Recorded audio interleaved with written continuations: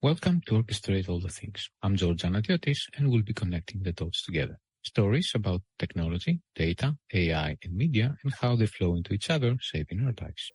Bruno Sánchez is a rocket scientist with a somewhat deviant trajectory. An astrophysicist by training, he used the tools of his trade, mathematics and science, on the broadest possible scale, the universe. At some point, however, his focus switched to using those same tools for more down-to-earth goals.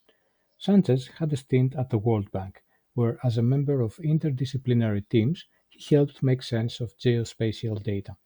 Then he realized the core of what he was doing was mapping, which prompted him to launch a company called Mapbox, providing online maps on the web. This experience brought another realization for Sánchez, that we have so much data about Earth that we don't really know how to use it. So when he got the opportunity to attempt to pull all of that together in the same data center and in one workbench, he went for it. That was the Planetary Computer Project at Microsoft, and Sánchez loved it. This is what happened next. And then ChatGPT happened. And then we realized that the T in ChatGPT, the transformer, was an architecture of AI that seemed exceedingly amazing in understanding text, understanding images, understanding audio, transcriptions, all of those things, but no one was doing Earth. That question of how many trees are in the world, how many forests, how many fires, that modality, people were not working on that. So we decided to give it a try. And then the transformer was open source, so let's put it all together. We raised $4 million to do that from philanthropists, and we made it. And it's Clay, and it's amazing. It works. It's incredible. It's orders of magnitude faster, cheaper, and better than anything else we've ever seen, which is kind of exactly the same thing that happened with text and images and audio. It just proves again that this T of ChatGPT, the transformer, is an amazing human invention. But the point that then we realize is that, this is amazing, but you need to be an expert on geospatial, and you need to be an expert in AI to use that file, to use that AI. If you truly want to unlock the power of knowing how many trees are being cut, or forests, or erosion, or construction, all of those things, you cannot only do the AI, you have to do a service, a product that makes it exceedingly easy to use. That is the question. I don't know. We're building it now. We have a demo, and people can just, if they Google Clay, they will find it, explore.madewithclay.org. We can see a demo of that. It's a map. It's a map when you click places, and it allows you to find things. But then we ask ourselves, is it a map because it deserves to be a map, or because I am used to maps, because I'm in this industry and I want a map? We are thinking maybe the way to maximize the utility of Clay is not to be a map. Maybe it's also a chat interface. Maybe it's just a column of a spreadsheet when people are working on things. We don't know. We don't know what that is. I hope you will enjoy this. If you like my work on Orchestrate All the Things, you can subscribe to my podcast, available on all major platforms, my self-published newsletter, also syndicated on Substack, HackerNoon, Medium, and DZone, or follow Orchestrate All the Things on your social media of choice. If someone asks me what role do I feel or what objective, I would say I'm a scientist. I think curiosity has driven a lot of my professional life. And my background is very technical. I did a PhD in astrophysics in Germany, in the Max Planck, and then I went to the US to use telescopes on rockets. So that line of being a rocket scientist, every single boss I ever had after that, something they said that it doesn't take a rocket scientist, but I was one of those. Even though people probably mean rocket engineering, not rocket science. So I did rocket science, I did astrophysics, and I absolutely love to be able to understand the complexity of the universe. There's something uncanny about the fact that how beautiful processes are in the Earth and the universe, and we get the brains and the intelligence enough to understand it. or we think we understand it. To some degree, we understand it. And to me, it was always a source of deep, not only gratitude, but also deep pleasure, intellectual pleasure. And at the same time, I started to feel that all of those tools that I have gained, all of those mathematical, geological abstractions, like hypotheses, all of those tools I had, I was applying them in the universe. So why not in issues on Earth, issues on society, issues on social development or economic development? So I switched, and I had this amazing position at doing this postdoc, and I went into climate change. And this could be a very long answer, but I'll try to keep it short. We can double down. Basically, it was really hard because I was framed as an astrophysicist, and so why would someone want me to do things on climate change or to do things on? I also interview at the World Bank and other places, and it was always the same answer. This is very impressive CV. We don't have your use. We will much more likely hire an MBA which has less years of training for doing technical things than an astrophysicist who has more years of training on things that are more complex. We can talk about why and the biases and perceptions, but long story short, I managed to break the barrier, and I managed to demonstrate that my skills on mathematics were very horizontal and very applicable. I might not know, and I did not know about climate change, I did not know about economy, I did not know about politics, but working together with those profiles, we were an amazing combo. So I worked together with experts in those fields, and we developed a model on climate change.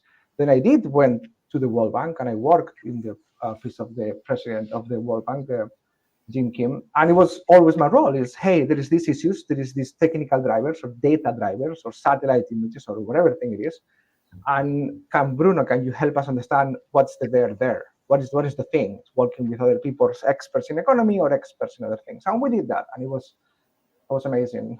And then to follow the arc, I left the World Bank to go to a developing country to try to understand those issues, not from DC, Washington DC, and not fly in business class, but also on the ground. So it was not long, but I did leave for like 2 months in Bhutan, helping in the remotest places of Bhutan. That was an amazing experience. And after that, I went back to work on satellites. I realized a lot of the things I was doing was mapping, and I helped launch a company called Mapbox, which is online maps on the web. And I loved it. And it made me realize that we have so much data about Earth, but we don't really know how to use it. Like, we know what are the trees in the world, we know what are the forests in the world. It's just a matter of processing it properly. So I got the opportunity to build a planetary computer at Microsoft, which was the attempt to put all of those things together into the same data center, into the same workbench. And it was amazing. It was a great opportunity. And then ChatGPT happened. And then we realized that the T in ChatGPT, the transformer, was an architecture of AI that seemed exceedingly amazing in understanding text, understanding images, understanding audio, transcriptions, all of those things, but no one was doing Earth. That question of how many trees are in the world, how many forests, how many fires, that modality, people were not working on that. So we decided to give it a try. And because we thought it deserved to be a nonprofit, we created a nonprofit to make the model completely open source, only using open data, so that we could make the model open license. So there's no questions about what data you use, what are the IPs or are the licenses of the trained model if you only use open data, which we have tons of petabytes on. I knew that because I had built the planetary computer, right? I had to put all that data, those more than 50 petabytes. And then the transformer was open source, so let's put it all together. We raised $4 million to do that from philanthropists, and we made it. And it's clay, and it's amazing. It works. It's incredible. It's orders of magnitude faster, cheaper, and better than anything else we've ever seen, which is kind of exactly the same thing that happened with text and images and audio. It just proves again that this T of ChatGPT, the transformer, is an amazing human invention. And then I'm just making the whole story short to go to the end, is that we realized that it's not the only one. There are others. I'm happy to talk about other models like Clay, which are also similar, like Prithvi, the Terraformer, and others. But the point that then we realize is that, this is amazing, but you need to be an expert on geospatial, and you need to be an expert in AI to use that file, to use that AI. And there's maybe, I don't know, 80,000 people in the world who fulfill those criteria. If you truly want to unlock the power of knowing how many trees are being cut, or forests, or erosion, or construction, all of those things, you cannot only do the AI, you have to do a service, a product that makes it exceedingly easy to use. The ChatGPT of GPT, like anyone can work with the chatbot. So what is the equivalent for that? And because that is a product, not a model, it made less sense to us to raise philanthropy money.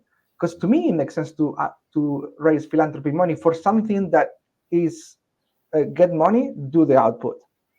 And if there is no money, well, there's no more output, but the output is there. The model is there. It's there if we disappear. That file is there, and anyone who knows how to use it will get amazing results. We lift the tide for everyone's boat. We make it easy for everyone who knows how to do it. But if you provide a service and you are a nonprofit, you have to constantly raise funds to deliver those services because they cost money. It's the OPEX, right? So we didn't want to do that constant battle that a lot of nonprofits have to do, that ends up being a little bit like a consulting company or a project-based company. It was really nice when we had this money to deliver this model. We made it, we did it, go on, let's move on. So we decided to make it a for-profit. That's Legend. So Clay is the nonprofit, Clay is the model, Legend is the company whose service is to use Clay or others to do those things easy. If you know what to do, go ahead, use it.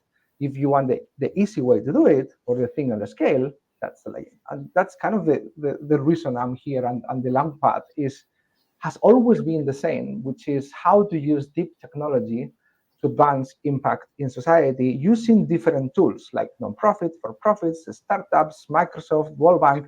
I feel I've tried to do that compass all the time. Okay, indeed. I have to say it was much longer than the typical answer people sorry. give. But that's okay. That's okay. I'm not saying that, as a bad thing necessarily. Just a fact. So you already included in your opening, let's say, statement, a lot of things that we were going to touch on a little bit later anyway. So you already mentioned Clay, and that was going to be obviously my second question, and that's the main reason that it's what picked my attention. Basically, I just saw that recently that it was released. Perhaps it's actually been around for longer. I'm not sure. You can tell us. Half, roughly. Okay. And so, what is Clay? You can give the long answer. I can give the short answer that, based on my understanding, after you give yours. So the monologue before was kind of the context of why we do the things. So right now, when we do the things, then we need to go into the details of what it actually is, what it does, right? So at the end of the day, Clay is an architecture. It's a processor. It takes satellite images or plane images or drone images. It takes any kind of image and then understands what it's there.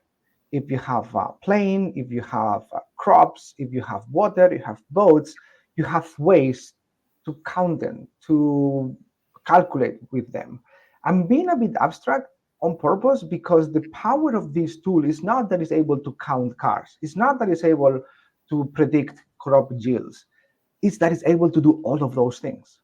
Is that the power of this transformer thing, the power of the invention we did, or OpenAI did with research from others, is that this architecture allows to do a lot of the compute, a lot of the thinking, to do a lot of things ahead of time and for everyone. So when you work with Clay, you take those images, and if you want to count cars, it gives you the answer. But if you want to predict crop yields of the same place that also has cars, you can do that equally fast because the model has understood how to see things, how to see semantics. So that's what Clay is. It's like ChatGPT creates words. We can create semantics or understand images. Actually, that was going to be, the 3-word explainer that I would give for people if somebody asked me. It would be something like the ChatGPT equivalent for image data, with a little bit of a footnote there, because I'm not exactly sure if it only works for image data. I believe I did see somewhere in your documentation mentioning things like sensor data and other types. So it's a little bit different. So it's that, but with a little twist that makes it, in my opinion, way more interesting. Because you can go to ChatGPT and give it images. You can ask about deforestation, and you can ask about questions about Earth to ChatGPT. But what those things do is the equivalent of reading The Lonely Planet, the travel book of Colombia, and saying you've been to Colombia. When you ask the capital of Spain to that ChatGPT and it says Madrid, it is basically because it has read that is the thing. But what Clay does is it takes the images, the rasters in the technical way of any satellite, visual, infrared, synthetic radar, all of those things, and it understands it. So when you ask what are the forests, it's not what it has read about it, it's that it has seen that fire in these images, and it can point to where that fire. If you want looking for solar panels, it's not that it has read where it was, it's not that it has images of solar panels, it has visited virtually those locations, and it knows what's there. So it's kind of the librarian of Earth, where you can index and you can ask questions, and it's not just going by the words of someone talking about it. Is that it has visited those places. It's the Marco Polo, if you want. Of course, there are some similarities, some parallels, let's say, but there are also very important differences. Obviously, this being the most important, the training, the data set that you use to train. As you mentioned already in the beginning, you have basically used a gazillion of open data images to train that data, to train that model. And as I have been able to figure out just by reading what is available out there, it seems to me like the key to make that work is actually embeddings, because you used embeddings to transcribe, let's say, the meaning, quote, meaning of every image into text. So what I'm wondering, well, first of all, again, for the benefit of people who may be listening, you and I know what an embedding is, but not that's not necessarily the case. So if you can make like a 1-minute introduction to embeddings, and then I'm very, very curious, what exactly did you use? What function, let's say, did you use to do those embeddings? So when we train Clay, what we do, for those who understand the words, is a UNet mask autoencoder, which it means is that you take the image and then you force in the system that image, which is a certain size with red, green, blue, all of those colors, and you force to compress it into just a bunch of numbers. You just give it a very narrow space to store the information of what a summary of the image, right? It's like if you ask an expert to just tweet what is the content of an image. You only have one tweet, right? But then there is the other half of the model. So the first half is doing that from image to embedding, which is that thing. And then the other half of the model only has access to that tweet, to that vector, and its job is to reconstruct the image.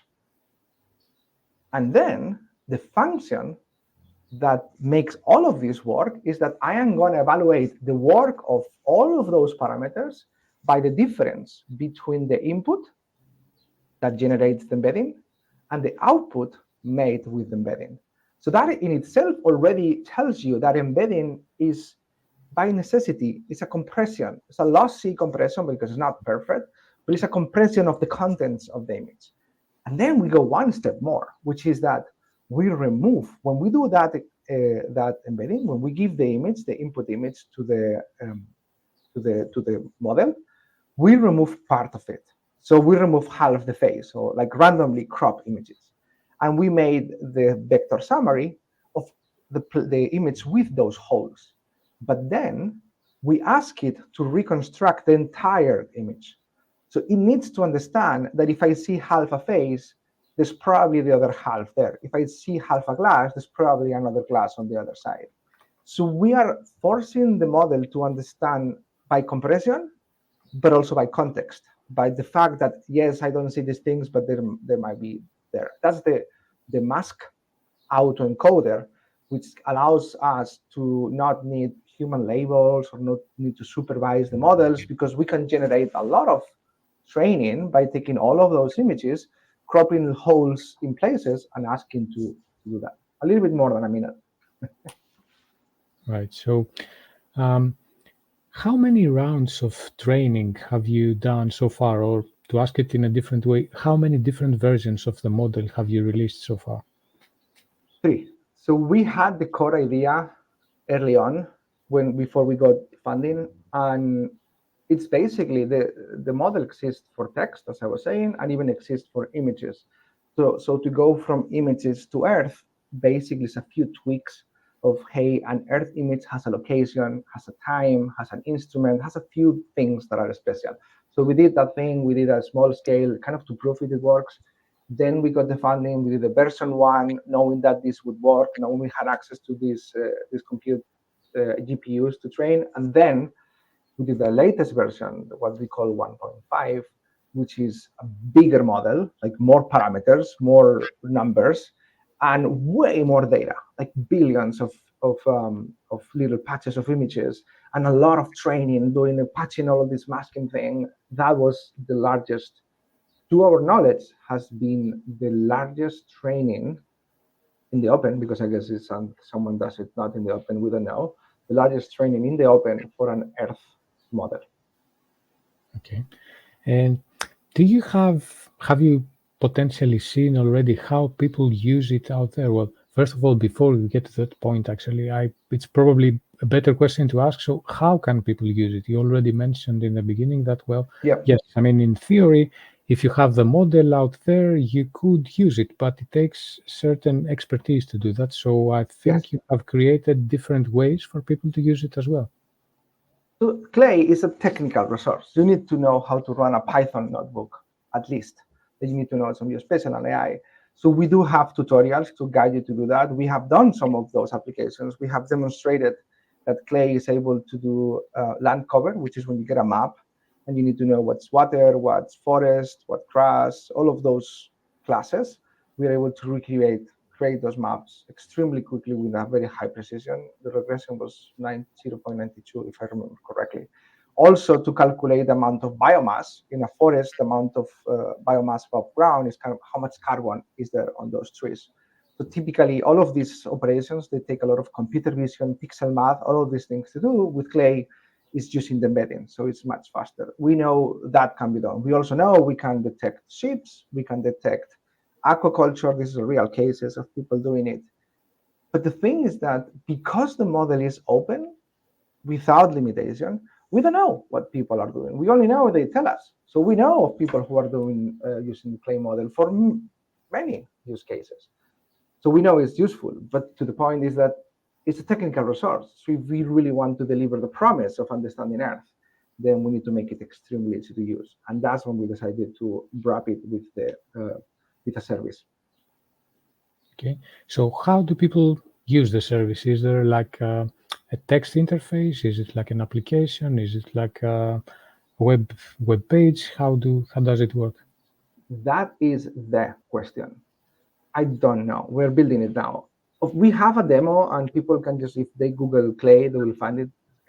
Explore.madewithclay.org. We can see a demo of that. It's a map. It's a map when you click places, and it allows you to find things.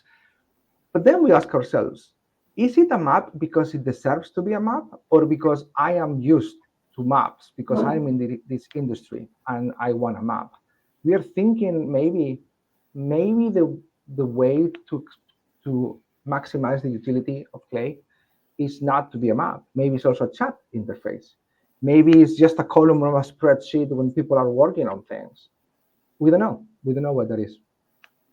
Okay, fair enough. Yeah, to be honest with you, just because possibly I was guided that way, let's say, because of the analogy we made with ChatGPT. Somehow in my mind, I felt, well, okay, you're using embeddings, so there must be a way to express what you want to get out of the model in text. But apparently, that's not necessarily the case. Yeah. So when we do those embeddings, when we do those compression, in no step, we are asking it to explain it in text, English or Spanish or whatever language it is.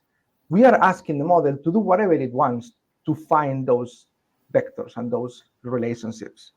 But it's also true that we have a whole other tool to understand, which is text, which is images, which is text and words and relations with words. Like we can say forest, but you can also say, eucalyptus, and the concepts are similar because there's some relations. So it is obvious that if we are able to combine the power of text models with the power of Earth models, it would unlock much more. And that's what we are working on now, to figure out how we can align the embeddings of text with the embeddings of Earth. And we have some proof of concepts.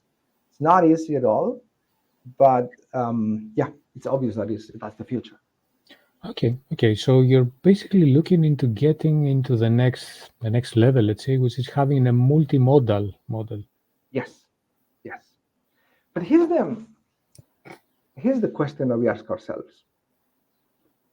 When you train a text model, I would argue it takes a lot of effort, because text could be of anything, not only any language, but you have text of reality and also text of fiction, or text of conspiracy, or text of fake stuff, like imaginary things. But when you train on Earth, you only have one Earth.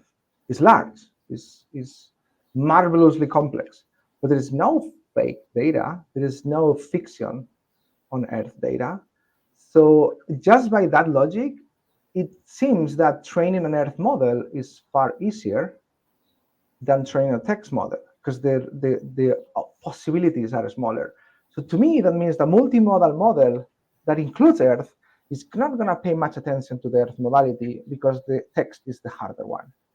So I don't think that an omni-modal, like a multimodal that includes Earth, is going to be as good as an Earth-only model that then learns to understand the text model.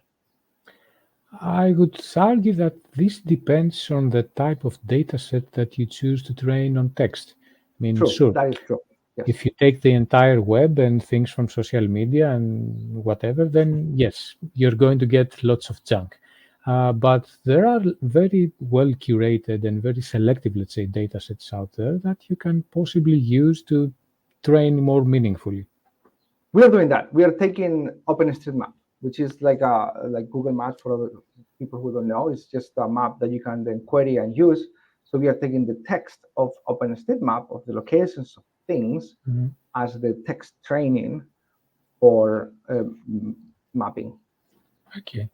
And that's very interesting, actually. I would not imagine that you would do that, but when you say it, it makes kind of sense. And the way that you combine, I guess, those things is based on coordinates or just visual pattern recognition. So right now it's kind of naive. So we take the image and we do the clay thing, and we end up with embedding. And then we take the same image and we ask OpenStreetMap, what's there? What do you have that's there? And OpenStreetMap says, oh, there is a desert, there is a river, there is a port, there is a parking, there is a gas station, whatever, all those text. And then we use a model of text to make an embedding of that. So then we take the embedding of the text of that place and the clay embedding of the same place, and we figure out how can we align them so that they minimize the losses of the differences when they try to recreate each other, or when you find similar things in the clay embeddings should be similar things on the text embeddings, because they are encoding the same thing just in different ways. Okay, but still, in the text you get out of OpenStreetMaps, I'm guessing that you basically only get things like names of locations and you need to filter landmarks. those out. Yeah, there are things you will never expect on satellite image to know the name of our hotel. This is on the rooftop. Oh, actually, I would imagine the opposite, but that maybe you need those things if you want to be able to use them. Like, I don't know, find how many trees are around this hotel, for example. Oh, yeah. That's frontier, and this is the thing that I find so fascinating, which is that we are at the frontier of human ingenuity when it comes to understand Earth. And the most amazing part is that we are not limited by data because we have the data and it's open. And every 5 days we get a new image of any location of Earth with Sentinel.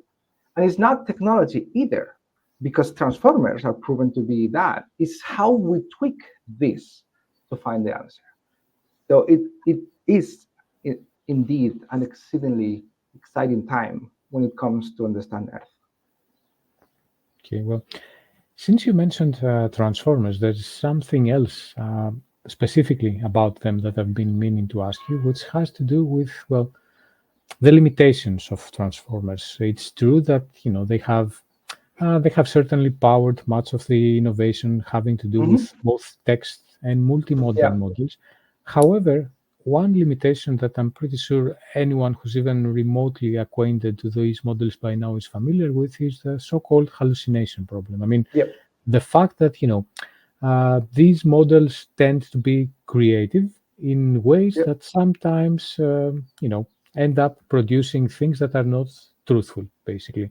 So if you're Mhm. using that architecture as well, do you have that problem as well? And Much if less. yes, okay. Or we don't. I say we don't, but I get pushback from people. And the reason I say we do not is because you get hallucinations when you use models and text to generate the next word. That's how these things work, right? You give it a sequence and then you ask what's the next word. So it has trained on the data to predict what's the next word. But we don't use Clay to predict the next location of Earth. We only use Clay to understand what's there. So we never ask, give me just from nothing, give me an image of that. The only thing that is kind of close is the masking thing. Remember when I said in the training, we mask out places and then we ask to reconstruct? There is some possibility that is something is very rare. The transformer reconstruction would pay less attention because it doesn't know what it is. So that's maybe the degree to which hallucination might play a role when encoding things that are really rare. But because we don't generate the next word, the next location, we don't take, I don't know, an image from last year and ask for an image for next year of a location. We don't have that problem with transformers. We have other problems. The transformers are not perfect. It's just the world decided that to go with transformers. We could have chosen something else, like, I don't know, diffusion techniques or whatever thing it is. But we chose transformers and we just going with it. Why? Because the amount of research funding and expertise that the world has given to that particular technology makes it the obvious choice to see what else it can do. If I had to choose from scratch and I had the funding to drive the world movement of AI, maybe we wouldn't have chosen transformers, but that's not a decision in our hands. Interesting. Yeah. So yeah, I mean, the more we talk about it, the more the picture gets clearer, and also at the same point, the more questions I get. I have to have to tell you, which is a sign of a good conversation, if I may add. So uh, you're not. So you are using transformers, but only for the embedding part. You're not using it to generate, to predict anything, just to match with as good precision as you can. Is that it? So we evolved this. So in the beginning, the whole concept of foundational model was to do that thing, the encoder embedding the coder with the images and blah blah blah. The thing we did, train the model, and once it's trained or pre-trained, then you take the decoder, the second half, and you replace it with a task. And the task might be given an image, count the number of cars. So you have the answer of 3 cars, and then you put only the decoder, and then you train only the decoder to count cars, knowing that the encoder part, the thing that goes from image to embedding, is good because it has been proven good in the foundational part. So then that world at the time was a world of foundational models and decoders. So we need, when you want to do a task, a specific task, whatever that task is, you would take the foundational model and fine tune it to make a derivative model that is good at doing that. But then we realized that to the degree that we can use the embeddings to do that, to do anything, we could then create embeddings that are universally applicable. So we generate embeddings, and then with the embedding, not with the model, we try to make a decoder only using that embedding, not using the encoder. And that is the world where I think has a lot of, that has a lot of potential, because it's not anymore a model that you need to train a fine-tuned model, but it's a world where you only need to use the embeddings, the vector operations. And to the degree that that works, means that you get answers in milliseconds, not in weeks. Does it make sense? Okay, so you're saying that basically you can just take the vectors that you have produced and just put them in a vector database and don't care about the model at all. That's exactly what we're doing. Because if we do that, imagine we have a user that wants to, find the solar panels in Greece, and we have made embeddings for the whole of Greece, or we make them for this person. Then there you go. Then we make the embeddings, and then it's literally milliseconds to know to have not perfect answer, but to have a good answer of where the solar panels are. But then someone else comes and say, hey, I want to find the boats, or I want to find construction, or I want something else. Exactly the same embeddings are used for that new operation. So that means that you only need to create them once. That is the power of embeddings, is that the universal free compute or most of the way for most of the answers. Okay.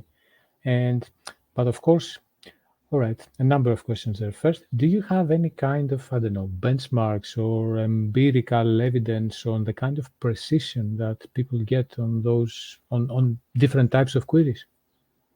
We have benchmarks for very few cases. And there's a couple of reasons. One is the lazy reason, which is the reality, which is that we had limited funding and we decided to prove it deeply with a couple of things like land cover and biomass regression of finding assets, and that proved good enough for us. There is a lot of other assets. There is a wealth of academic benchmarks to do that, and Clay is not part of those, simply because the time to put them here. And as I speak, there's people who are putting Clay in those benchmarks to add them.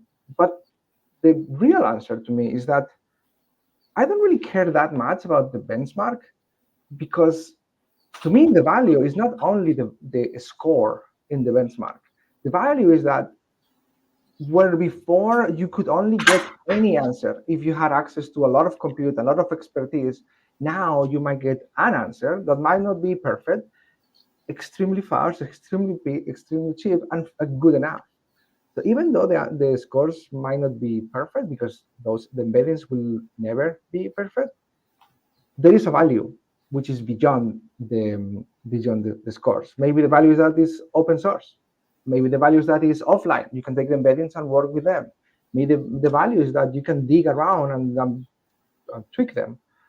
And I feel the chase for the last decimal point on the scores drives you to spend your limited bandwidth in things that might not be what it, at the end of the day, have the biggest impact.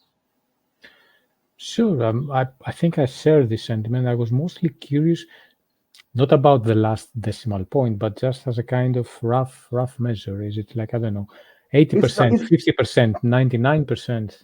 It depends. So what we find, so if and I say that people are putting the model Clay in this benchmark, and I love to see where it goes. I suspect it's not going to be the top, but it's not going to be in the middle. I suspect it's going to be good enough. But besides that, we also have seen that the embeddings perform best when the thing they're looking for is the dominant thing on the image. Mm-hmm. So you divide the world in little squares, and then you make embeddings for those little squares. So it works best when the thing you're looking for. Like if now this image of this video conference, my face is barely maybe 1/3, 1/4 of the image, it would be good. But if I sit back, my face might be small for the embeddings. I might not get it. Or if I get too close and you only see half the face, you might even lose the semantic of being a face. So it also depends on the size of the thing. That's why we are making embeddings of different sizes. We don't know. The answer is that we are betting that there is a there. Maybe there is not. Maybe we're wrong, and maybe embeddings are not. But if it is, or to the extent that it is, I strongly believe that it would unlock so much value to so many issues: social, economic, environmental, and also investment-wise. There's so many things that make sense for this that I'm going all in. And I'd rather be wrong, but having tried it, than wait to see a technology that gives me 100% assurance that it will work. Sure, that makes sense. And we're also going to get about the investment part and the opportunity part. But before we get to that, I want to stay a little bit longer with that because I think there's lots of juice there. So another question that occurred to me as we're talking about it is, all right, fine, regardless of the actual accuracy that you can get today, if you want to keep using the model, the embeddings rather, in 6 months or a year from now, does that not mean that you should also update the embeddings with new data because what you have trained what you have used to generate the embeddings is not necessarily valid after a certain amount of time. So you must always regenerate. You need to generate embeddings because you need the new images. Like, I know things happen in the world, there are fires or construction of things. So those new images, you need to create those embeddings.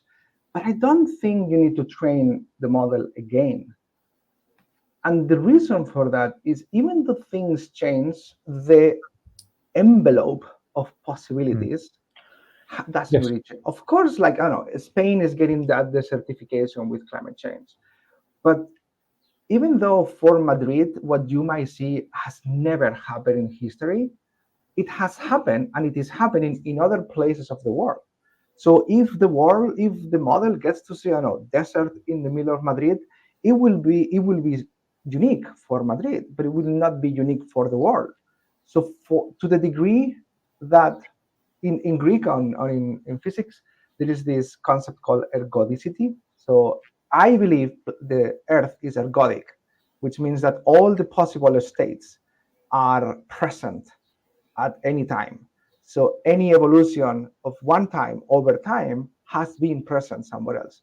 Of course, if you speak with conservation people, if you speak with climate change, they would say that they don't believe that is the case. Maybe the answer is halfway, but that's also one reason why I think the Earth AI is much faster to converge and to learn than text, because Earth is ergodic. So we can learn very quickly, and anyone has this intuitive sense. If suddenly, I don't know, Helsinki becomes a forest, you have never seen that, but you immediately know it's a forest because you have the concept of a forest from somewhere else. Yeah, you are probably right on this one. So I wasn't really thinking about retraining the model, but just regenerating the embeddings, really. Yes, you have to, and this takes time, this takes effort. If you are a clay user and you just want it for Athens, then it's very easy, you just do it in your laptop. And if you are a company and you want the whole of Europe or the whole world, then it's better. That is one of the business reasons for the company we created, is that we take care of that. We make all the embeddings. We optimize our factory of embeddings to make them extremely fast, extremely cheap, so that we can have any embedding you can think of. Okay. All right. So I guess I was also going to ask you about fine tuning because, again, reading the available documentation, I kind of figured that this is what you're nudging, let's say, users toward, Mhm. but I'm not so sure anymore. So have you given up on fine tuning, and are you just now directing people to use straight up Not embeddings? not fully given up, but to the degree we can get away without fine tuning, yes. Because fine tuning is tweaking the entire parameters of the encoder and finding new parameters for the decoder. It's lengthy, it takes time, it's expensive, and it only works for one output. And if you can go with embeddings, by the way, some people argue that using embeddings and make models of things with embeddings is like inference time fine tuning, which is what also our um, Gemini and other models with very large context windows. That's what they do. When you ask a question, if you put in ChatGPT, and if you put on any of these models a question, what the model receives is not just the question, is prepended by a lot of context that is given by the system. So in some way, you could argue that you're doing fine-tuning on the spot on inference time. Okay. Well, one of the reasons I wanted to ask you specifically about fine-tuning and also about the original, let's say, training that you did for Clay was because, to my mind at least, there's a little bit of a paradox there. And it goes into the broader conversation about AI and the cost of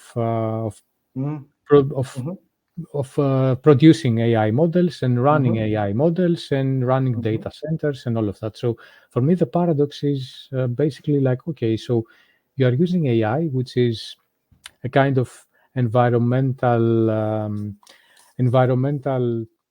I don't know, not necessarily negative, but something that we need to clarify exactly what kind of impact does it have, how many resources does it consume, and all of those things. So you are using that as a vehicle to improve, presumably, the whole environmental situation, or at least the understanding of the environmental situation. So I'm wondering if, obviously, I guess that you must have thought about that yourself. So what is the answer that you give to that? So first of all, are you able to pinpoint like how many resources have you used to train and run Clay versus how the kind of impact that you can have positive, hopefully, with that?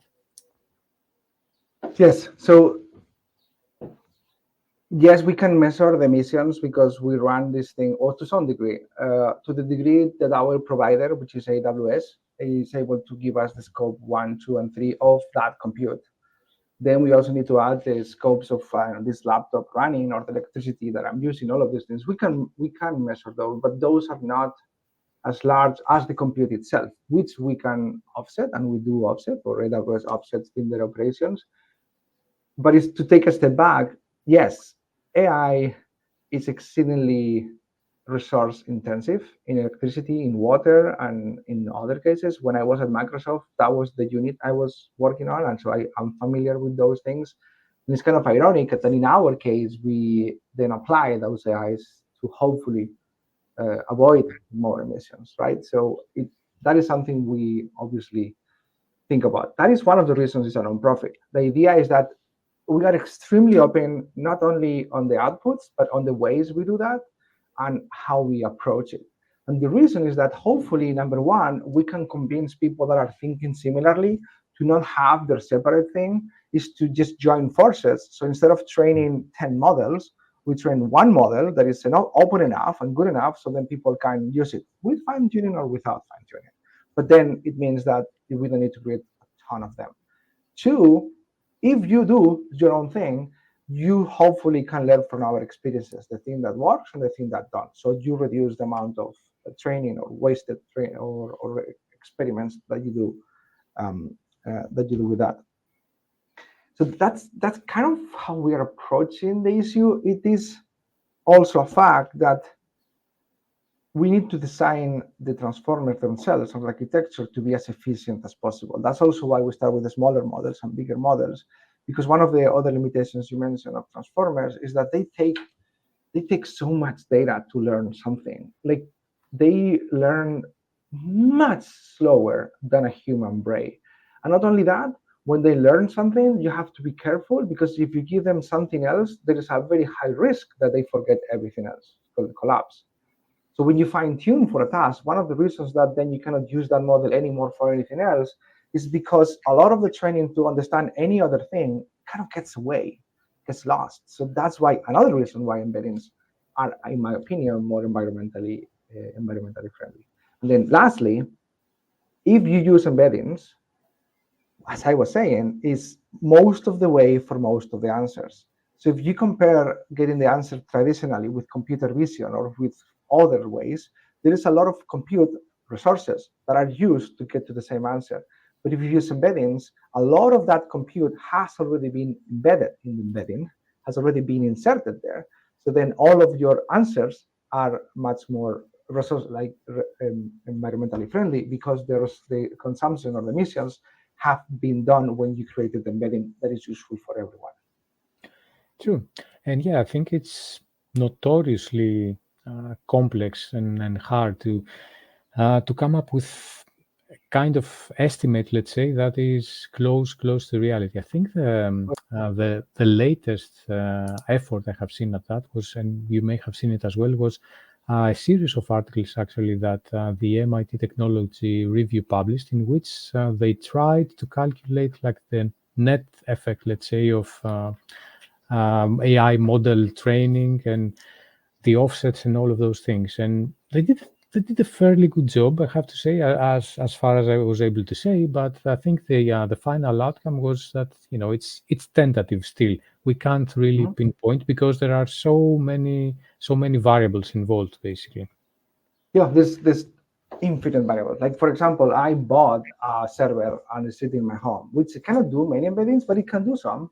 But because here in Denmark, the electricity in my house comes from wind mostly, that means that whatever embeddings I do them, they're free. It's not even net. It's like they are not. It's green electrons. And there's no need to offset them because they're green electrons. So that's our emissions zero. And because I am using a model that is it's already trained, you could argue, and that's how the carbon market works, that I could even release credits of carbon because I'm avoiding emissions, which is crazy, obviously. But there are ways to minimize the emissions, one, and two, it's extremely complicated to not only to understand emissions, but also to handle them and how the markets of emissions offsets work. It is extremely complicated. And just to pick on your example on the wind generated energy, well, yes, sure, it doesn't cost like fossil fuels to generate that, but what about the resources it took to build the turbines, or the bases, or to transport all of those things? So it's the only thing we can just say at this point probably is that it's super complicated. Do you know the thing that also wonder is that maybe the answer is that because the data we get, those images, the satellite images we use for that, they need to be processed too. They need to be downloaded from the satellite. They need to be read and calibrated, all of those things. If at that time, the providers, NASA, ESA, and others, and I'm been in conversations to promoting this idea, they pick 2, 3, 4 models, I don't know, the ones that they pick, and they make the embeddings, it would be incrementally far better on emissions and on cost because it's already in memory, it's already in the processor, it's already there, right? So why not release it together with the image, release the embedding? Yeah, makes sense. Okay, so that's a very good segue to touch on the last part of the conversation, because what you mentioned could be a use case. And use cases is precisely, I figure, the reason why you chose to go one step beyond the nonprofit that brought clay to life and found a private company that you can use as a vehicle to offer services around clay. So what kind of services could they be? What kind of use cases and clients do you envision, or do you potentially have already? We do have already paying customers very early on, and so it's much more ad hoc. For those who have been in startups, it's that in the early days is everything. It's using the product, but also understanding the customer very well and doing things in between, right? And then again, our biggest issue is that you could do so many things that is hard to convey the horizontal nature of embeddings, but at the same time making it visible what it can do. We do have one customer that is asking, hey, I get some paper from certain places in the Amazon, and I want to make sure that the paper comes from those places and not from protected places. So then what we do is I give you the locations, and then you give us the locations, and we go and see in the embeddings, if the places that they say they took it from, there should be a change in the embedding before that, because we have access to historical data, right? So we can make embeddings for historical data. there should be a change from the forest before that and a forest after that. And the places that are protected, there should be no change at all. We might not be able to say if they were cut and given to someone else or things like that, right? But we are able to do those monitoring services. And the key is that the creation of the embedding, the figuring out the semantic and the semantic change, all of those things can be abstracted into functions that they never even touch the customer. All they want is in a column in their sheet, which is, it comes from this and this date, yes, no. And that yes, no encapsulates a lot of work that can easily be abstracted, also explained, also audited, but the customer doesn't really care about transformers or embeddings. They care about, hey, can you check this? All right. That's an imaginative, I would say, use case. I mean, I wouldn't think that people would ask you that, but apparently they are. Do you have other use cases that you can share, or ones that you may suggest? Find assets. Find assets, like find things like solar panels or pools, swimming pools, or boats, or parking lots with cars or not. Some of these are real cases, some are typical cases. Okay.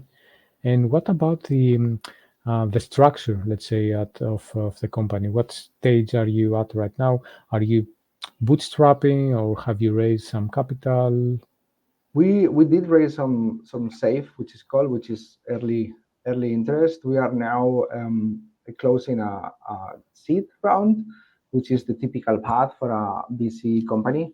And yeah, we are early on. We have something like 6 employees and customers, and figuring out that. I think the most important thing is that we have a clear idea of what the service is, but we are at the same time healthy in not knowing what the product is.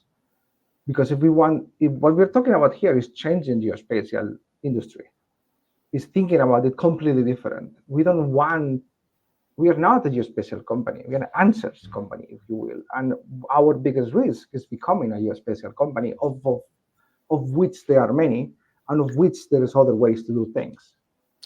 Exactly. That was also going to be a question, because obviously you know this space better than myself, but even with my kind of knowledge, I can think of like a couple of big companies that are into geospatial. So it would be like, all right, so how do you compete with them? Would you want to compete with them? No, first of all, we love to partner with as many people as possible. The beauty of some of the things we do is that they are so different and so abstractable that you could easily integrate that into traditional company that does things traditionally with computer vision and others, and then uses embeddings as a way to check the answers or to have a first filter. Or, for example, I mentioned that the embeddings for now are sometimes not good, but still could be useful to say, okay, let's make a first pass with embeddings. Let's see the places that we have high confidence that the thing that you're looking for is indeed there, or high confidence that the thing you're looking for is not there. So true positives and true negatives. And then we can be sure about those. And then everything in between, we use the traditional methods. So even in those cases, we can find ways to partner. Okay, so the idea would be you use the legend service, let's say, as a kind of indicator. Then you verify the results by having someone manually, let's say, check them.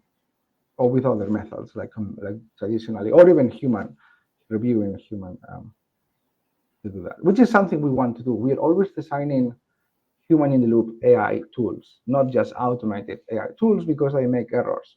And because they make errors, we basically focus not into replacing the user or the customer, but to making them 10x or 100x more efficient. Okay, so are you now? So is the Clay non-profit, let's say, is it still operational, or is it? Yeah, very much. Yeah, the Clay nonprofit is still there. We just received another $2 million from AWS to continue doing the work, so it's still working. Clay is the model and will continue to be the model and continue to be improving the model as a nonprofit in the open. And then Legend is the service for any model including clay. And we focus on clay, and we are close to clay, so we can extract the most value of it. But doesn't mean that we might not use other models. Okay. All right. So any closing thoughts that you'd like to share? Or I don't know, I guess since you have Legend going on, the typical thing that founders at this stage say is we're hiring. Are you hiring? We are hiding. We are hiding. I'm easy to find in LinkedIn and others, so people with those skills totally check it out. Just thank you for the interest. It does help me because the biggest challenge I face or we face, in my opinion, is not technical, it's not data, as I was explaining. We understand those things, or we think we understand those things. It's explaining and figuring out what the user wants. I don't want to push the technology out. I want to be where the customer or where the user is. I want to understand the difficulties they have and how I can help them. And to do that, there is a fine balance between talking very technically, which I know I have done in this conversation, but also listening to the challenges that people have and then working to solve them. Because at the end of the day, it doesn't really matter if it's AI or not AI. Are you solving someone's problem? Thanks for sticking around. For more stories like this, check the link in bio and follow Link Data Orchestration.